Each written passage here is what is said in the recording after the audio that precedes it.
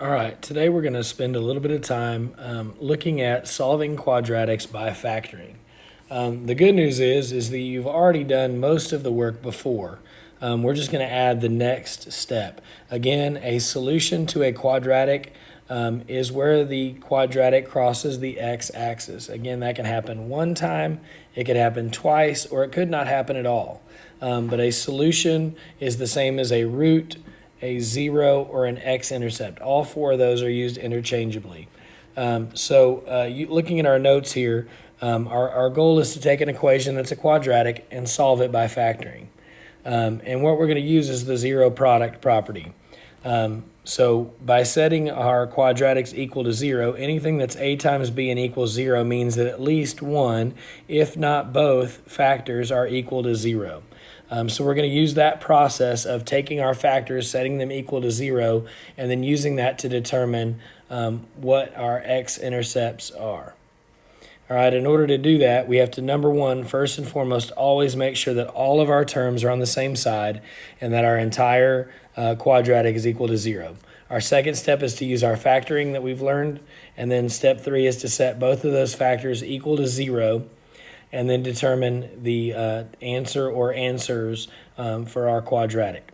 So we're going to come down here to the bottom. I've got 8 sample problems. I'm going to do a few of those with you and then give you time to finish the rest on your own. All right, so number 1 says 4x squared minus 2x. And if you remember back to when we factored, the first thing we always want to do is look and see if we have a greatest common factor. Well, looking at the numbers 4 and 2, I know that they can both be divided by 2. So I'm going to draw a line underneath both of those, and I'm going to put a 2 underneath. All right, now the second thing that I know is that they both contain an x, so I can divide both of them by 2x. So when I go to put my factors, I'm going to start with 2x, and then behind that, 4 divided by 2 is 2, x squared divided by x is x, and then we have a negative 2x divided by 2x. Well, 2 divided by 2 would be a negative 1. X divided by x goes away. So now I have 2x times 2x minus 1. So I'm going to take each of those factors and I'm going to set them equal to 0 to determine what my solutions are. So if I say 2x equals 0, I would divide both sides by 2. And so x equals 0. So one of my solutions is 0. So that graph is going to cross the x-axis at 0 or go through the origin. All right, now I'm going to go to my second one, the 2x minus 1. So 2x minus 1 equals 0. I'm going to add 1 to both sides. So now 2x equals 1 divided by 2.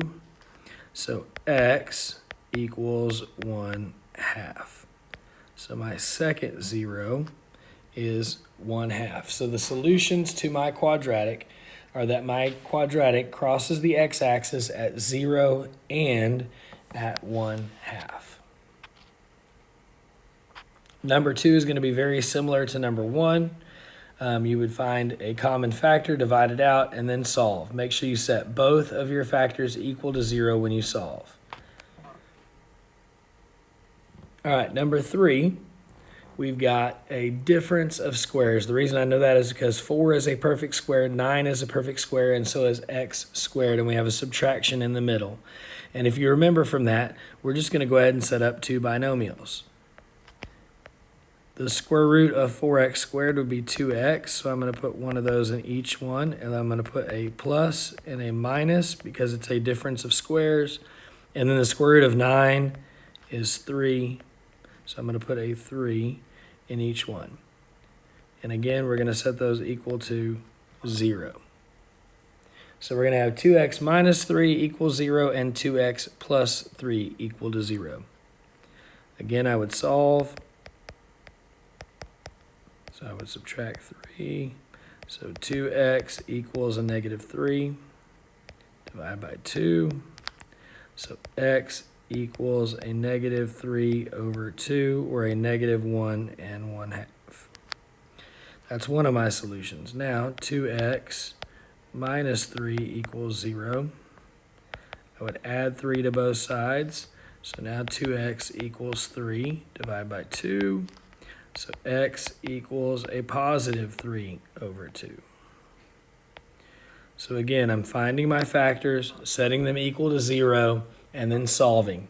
If you have your calculator, you can also use nsolve when it comes to those equations that you're going to solve at the end. You cannot use nsolve on the entire quadratic because it will only give you one of the two answers that are possible.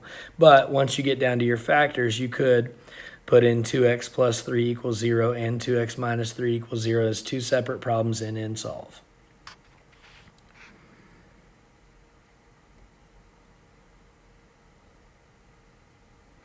Okay, number 4 is going to be a little bit different. If you notice, not everything is on the same side. Anytime we have a situation where part of our quadratic's on the left and the other part's on the right, we always want to move everything over to the x squared side or to the side that's going to make x squared positive. So to move that 1 to the other side, I'm going to subtract 1 from both sides. So now I have x squared minus 1. That equals 0. Again, we have a perfect square because 1 times 1 is 1 and x times x is x squared. So we would have x minus 1 and x plus 1. And both of those are equal to 0. Right now when I go to solve, I'm going to say x minus 1 equals 0 and x plus 1 equals 0. Oh, zoomed in a little too much there. I'm going to add 1 to both sides.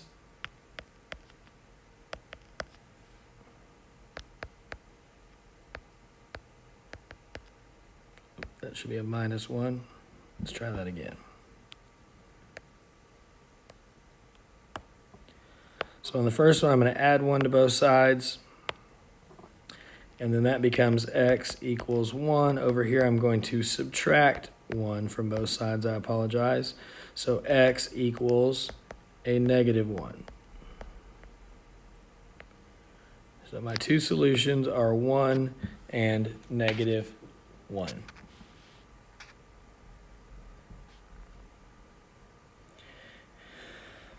Okay, moving on to number 5. Number 5 is going to be, excuse me, a lot like the ones we did where we use the x. We have x squared minus 8x minus 9. So that is a trinomial. Everything is on the correct side, so I'm going to create my x. Remember, it's a, which is a 1, times c, so it's multiply to make a negative 9, but I need it to add to negative 8. So I need to think about two numbers that multiply to make negative 9 and add up to negative 8. Well, that means that to make a negative 9 in multiplication, I need one negative and one positive. And I know that 9 times 1 makes 9, and then if I do a negative 9 plus 1, that makes negative 8. So I've got x minus 9 equals 0, and x plus 1 equals 0. Again, I'm going to do my inverse operation, so I'm going to add 9 to both sides. So x equals 9. I'm going to subtract 1 from both sides, and x equals a negative 1.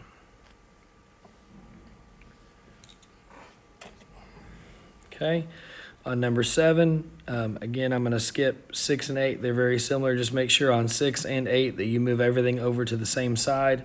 Number 7, we have a trinomial again, but this time our a is greater than 1. So I'm going to put my x. I'm going to multiply a and c, so 2 times 3 is 6. So it's got to multiply to make 6, and it needs to add up to negative 5. Well, that tells me that they both need to be negative. If I have a positive on top and a negative on the bottom, that means I need two negative numbers that multiply and make 6 and add up to 5. That makes 2 and 3. So I would have x minus 2, x minus 3, and then if you remember, we need to go back and divide those by 2. So this would become x minus 1. We'd set that equal to 0. 2 does not divide evenly into 3, so we would slide that bottom number up to the front. So then that would become 2x minus 3 equals 0. We would add 1 to both sides. excuse me, I would add 1 to both sides. And so x equals 1. And then over here, I would add 3 to both sides. So 2x equals 3. I would divide both sides by 2.